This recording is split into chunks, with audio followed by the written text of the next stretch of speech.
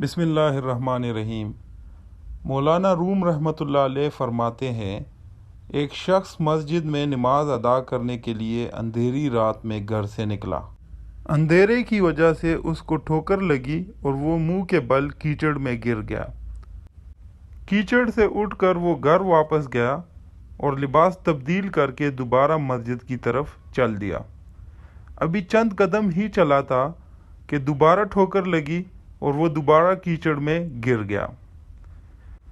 اس دفعہ وہ پھر سے کیچڑ سے اٹھا اور دوبارہ گھر چلا گیا اور لباس تبدیل کر کے مسجد جانے کے لیے گھر سے نکل پڑا۔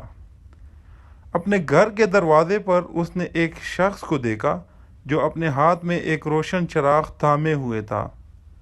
چراغ والا شخص چپ چاپ نمازی کے آگے آگے مسجد کی طرف چل دیا۔ اس بار چراغ کی روشنی میں نمازی کو مسجد تک پہنچنے میں کسی دشواری کا سامنا نہ کرنا پڑا اور وہ بخیریت مسجد تک پہنچ گیا۔ مسجد کے دروازے پر پہنچ کر چراغ والا شخص رک گیا۔ نمازی اسے وہیں چھوڑ کر مسجد میں داخل ہو گیا اور نماز ادا کرنے لگا۔ نماز سے فارغ ہو کر وہ مسجد سے باہر آیا تو اس نے دیکھا چراغ والا شخص اس کا منتظر ہے تاکہ اسے دوبارہ چراغ کی روشنی میں گھر تک چھوڑ آئے۔ جب نمازی گھر پہنچ گیا تو نمازی نے اس اجنبی سے پوچھا، آپ کون ہیں؟ اجنبی بولا، سچ بتاؤں تو میں ابلیس ہوں۔ نمازی کی حیرت کی انتہا نہ رہی۔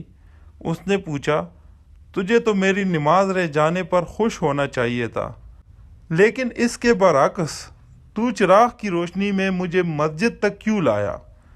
ابلیس نے جواب دیا، جب تجھے پہلی ٹھوکر لگی تو اللہ نے تیرے عمر بھر کے گناہ معاف فرما دیے۔ جب دوسری ٹھوکر لگی تو تیرے سارے خاندان کو بخش دیا۔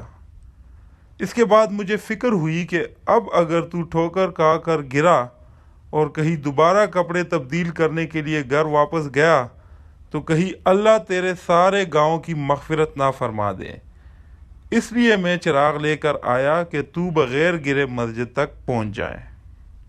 دوستو، اس واقعے سے ہمیں معلوم ہوتا ہے کہ اللہ تعالیٰ اپنے بندوں کی چھوٹی چھوٹی نیکیوں پر بھی ان کو بہت نوازتا ہے۔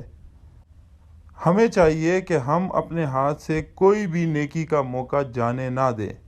کیا پتہ کوئی چھوٹی سی نیکی ہماری اور ہمارے پورے خاندان کی مغفرت کا سبب بنے۔ اللہ ہمیں ہدایت نصیب فرمائے اور اپنے راستے پہ چلنے والا بنائے۔ آمین ثم آمین۔ دوستو، اچھی باتیں پھیلانا صدقہ جاریہ ہے۔ برائے مہربانی ویڈیو کو لائک اور شیئر کریں، اور اگر آپ چینل پہ نئے ہیں تو چینل کو سبسکرائب کریں۔ ملتے ہیں اگلی ویڈیو میں انشاءاللہ۔ اللہ حافظ۔